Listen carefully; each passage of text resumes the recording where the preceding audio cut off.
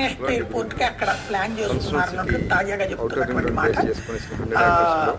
ఏదైతే అమరావతి మండలంలోని లచ్చమగుడిపాడు గ్రామంతో పాటుగా మోతడక గ్రామం, పాములపాడు గ్రామం, కొన్నేకల్లు గ్రామం ఇవి హైట్ లో ఉన్నాయట. లో లైన్ కాకుండా లైక్ మిగతా ఏరియాలో కాకుండా ఇవి హైట్ లో ఉన్నాయి. ఆ ప్రాంతంలో ఒక ఎయిర్పోర్టు అలాగే ఇంటర్నేషనల్ ఎయిర్పోర్ట్ గా పెట్టాలన్నటువంటి ప్రతిపాదన ఉంది.